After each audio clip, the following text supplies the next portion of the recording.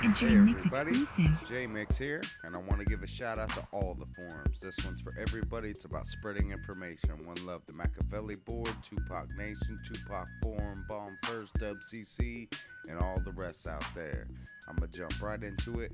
Here's part two on RJ, on Anton Batey, Greg Kading, Chuck Phillips, and Russell Poole. Greg Kading alludes that Russ Poole was under some sort of investigation by the LAPD. Is it not the case that Russell Poole was a whistleblower on corruption of the LAPD? Well, look, when you say somebody was under investigation, okay, here's the thing.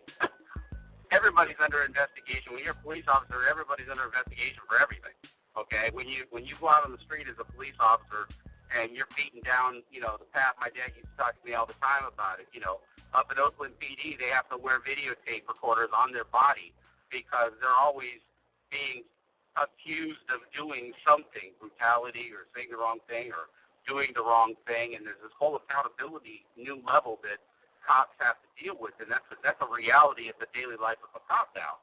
And so when you think about it, everybody's under investigation because all it takes is one person saying that you did something incorrect or you didn't follow procedure or you banged my head when you put me in the squad car. Those kinds of allegations that come up put everybody under investigation for everything. Now, Russ Poole is sitting there, and Russ Poole is basically accusing LAPD officers, Compton PD officers, other police officers of being corrupt. That's a hell of a charge.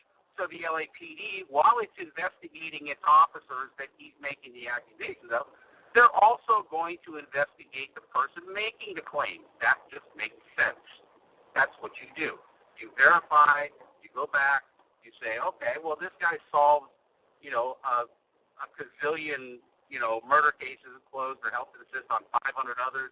Does this guy have the background to be able to say those things? Where did he get his information from? Is it solid? Is it sound? So to that end, yeah, Russ Poole was being investigated by the LAPD. But he wasn't being investigated by the LAPD because of any kind of, wrongdoing. Maybe the LAPD's got a different position on that. Maybe the LAPD thinks he had all kinds of wrongdoing. Because how dare you accuse an LAPD officer of doing something wrong? But at the end of the day, the case kind of speaks for itself. You got LAPD officers leaving files in desk drawers that are key pieces of evidence in a murder trial. And it's like, oh, geez, I'm sorry we didn't give it to you. I just left it in my desk drawer. Well, that kind of carelessness and those are the kinds of things that give IA, that give them a reason for investigating. So the answer to that question, and again, wordsmithing is some people's favorite thing to do. You could say, sure, Russ Poole was under investigation by the LAPD, but that doesn't mean that he was under investigation by the LAPD for any kind of inappropriate behavior or conduct on his own part.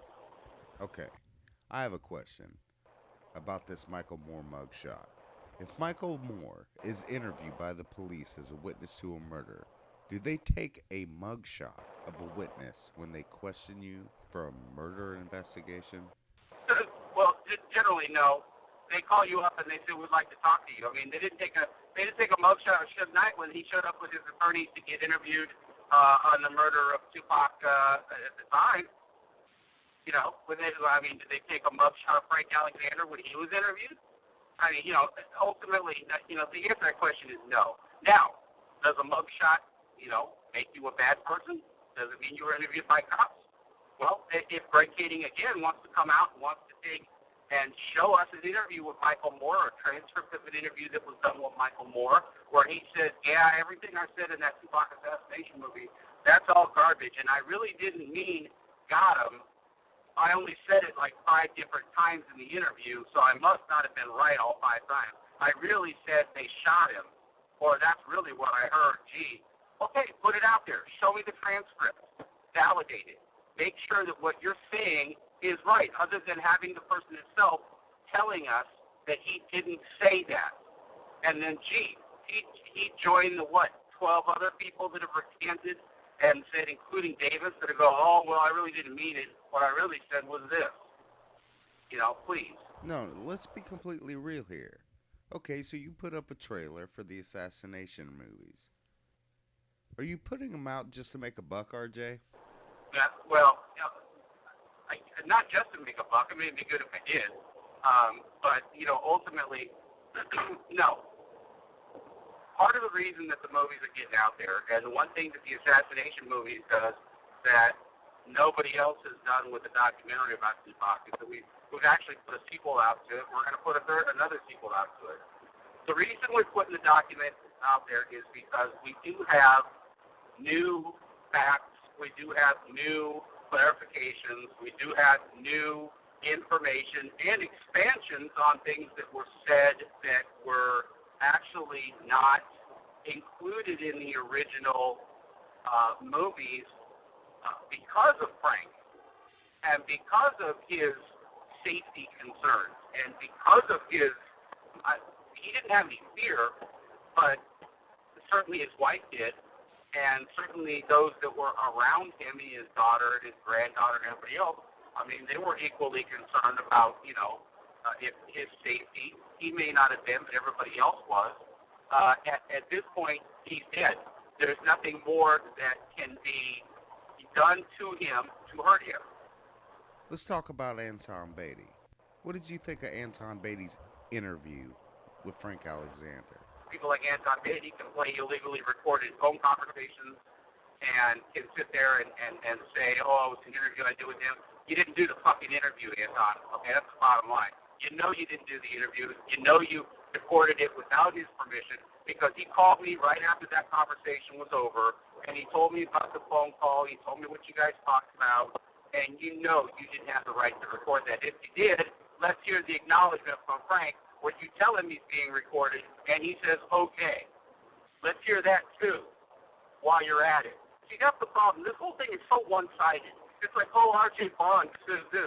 Well, show us this, R.J. Bond. R.J. Bond's wrong about that. Show us that, R.J. Bond. You know what? It works both ways. Y'all want to sit there and say, oh, I did this interview with Frank Alexander. I think you didn't. You recorded a phone call that you had with him, and he didn't know he was being recorded.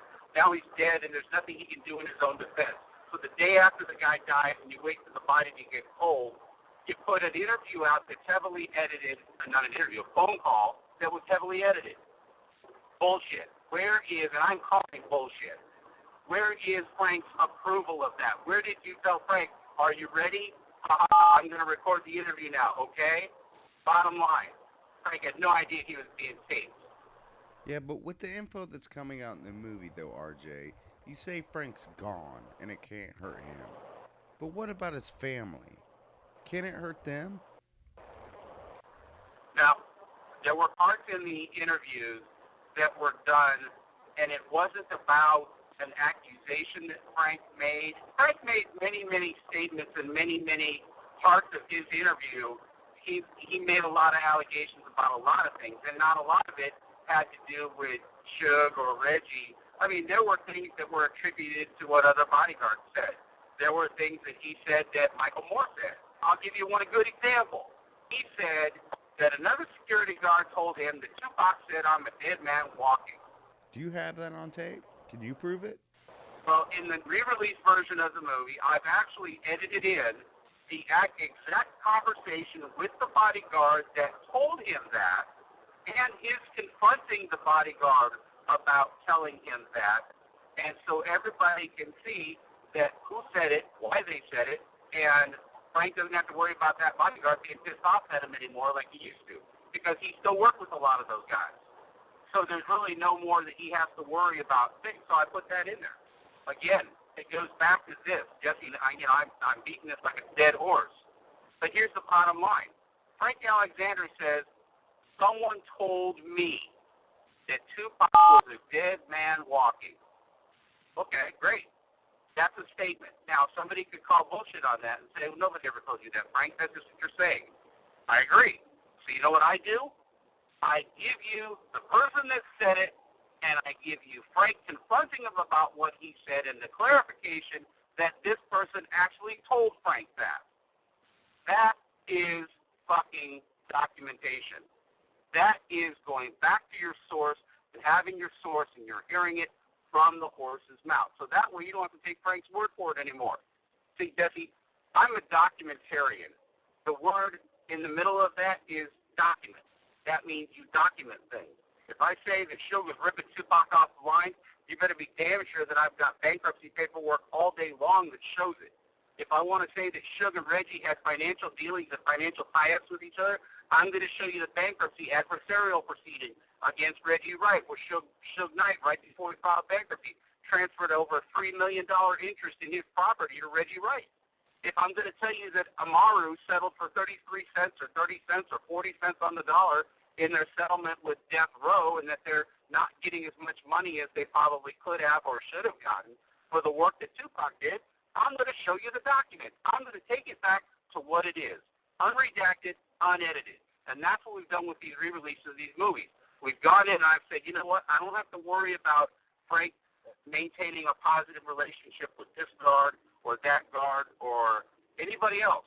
I don't have to worry about Frank's conflict of interest as a witness. Now I can go back and I can actually put it in there because there were people taking shots at Frank and questioning what he said and questioning his credibility and questioning whether or not he was telling the truth about what he said. So when possible, I'll go in there and I'll document the shit out of it so that way everybody knows that when he said somebody told him Pac that he was a dead man walking, you're looking at the person that told him that. What's the difference between documenting something and just saying something? That's a good question. I think that the first thing is that an actual written transcript, like a deposition, I saw a lot of them in the Death Row bankruptcy paperwork with Suge Knight, where he was talking about who was really running Death Row Records, and he was lying about that, and a bunch of other things, and everybody knows that. But if it's a deposition, if it's a statement that's taken, I don't think that's anything different than what somebody says. Now, with that being said, I also believe that you have to be able to examine the statement itself at face value. You have to examine the credibility of the person making the statement. Who is it that's saying this? I mean, let's talk about Davis for a minute, okay? I don't know if you've heard the name Wayman Anderson before, but Wayman Anderson brought Keefe D's name up way before Greg Kading brought it up in his book. Wayman Anderson brought it out. In fact, Wayman Anderson recanted to tell the story of how Keith Davis masterminded the murders of both Biggie and Tupac. But yet, here we go. Now, all of a sudden, Greg Kading comes out and he puts an interview up with Keith Davis, and Keith D says, oh, you got to keep this between us because I've never told anybody this before. Okay, well, that's what he said. Okay, I'll take that. That's what he said. But then I got to go back and take the credibility there and say, wait a minute. If you've never told anybody that before, how the hell did Wayman Anderson pull Keefe D's name out of his ass as far as being the mastermind on these two murders? Which, by the way, then he went and recanted again and said that Chuck Phillips and Suge Knight were sending him letters in jail threatening him. So it really doesn't matter. Again, I'm looking at the statement. So to answer your question, I say, yeah, I'll take a statement that somebody said at face value. I mean, to me, somebody telling you on an audio tape and somebody telling you something in person or writing something down, to me, there's no difference. But you have to examine the credibility. What I have a problem with is when somebody interprets what somebody says or somebody paraphrases what somebody's translating, where it could mean this, but it could also mean this. And that's because the actual person who wrote it isn't there to tell you what it meant. What you get is you get somebody's interpretation of what that person said. That's transcribing and that's paraphrasing. And if it's paraphrased horribly, then what you get is you get a really bad misrepresentation of what the person said. That's called wordsmithing. And there are people that don't do it, they do it inadvertently. Maybe they're bad translators, maybe they're bad transcriptionists, or they design things specifically with the intent of achieving a goal. That could be one word, that could be many words. I mean, you go back to Bill Clinton and you talk about blowjobs and you talk about sex and you talk about words. One word meant all the difference in the world in that whole case, in the impeachment case. It all hung on one word. So don't tell me that one word doesn't make all the difference in the world in any kind of court case or any kind of criminal indictment. It makes all the difference in some cases.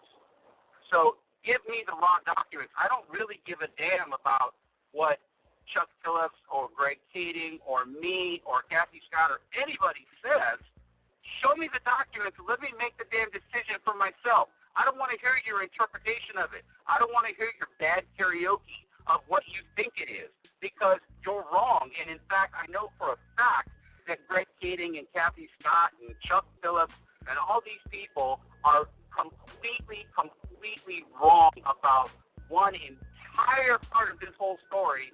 I have the documents to prove it. I'm waiting for them collectively to get their investigative shit together and figure it out. But I'm here to throw down and say, you got something really wrong, and your credibility is hanging, in fact, on how wrong you got it. So, clean up your act. I'm not interested in hearing a bad impression. I'm interested in hearing about what the documents say, what the witnesses say. Greg Kading ain't giving us no damn documents. He's spoon-feeding us a little bit at a time and asking him to take his impression, but giving us little bites and samples about it. You know what? That don't work. Okay? That's misdirection. It's like when people take a $1 bill and they put 20s on the corner and they try to pass it off to you as a $20 bill. Now, it's a $1 bill that you take some 20 corners on. It doesn't make it a $20 bill. You can tell people all day long it's a fucking $20 bill, but it's not a $20 bill. It's a $1 bill with a bunch of 20s taped on it. So show me the $20 bill, show me the information that's there, and then we'll sit down and we'll have a really good debate about it. And hell, you may even win me over. But until that happens, all you got is a shell game. All you got is a bad set of interpretations, a bad set of impressions, and all you got is that $1 bill with the 20s taped to it. All right, everybody. Stay tuned. Part 3 is coming up right now. Just take a click in the corner, and it'll lead you right to it. Part 3 with R.J. Barr and his response to Anton Batey, Russell Poole, and Greg Kading. Coming up.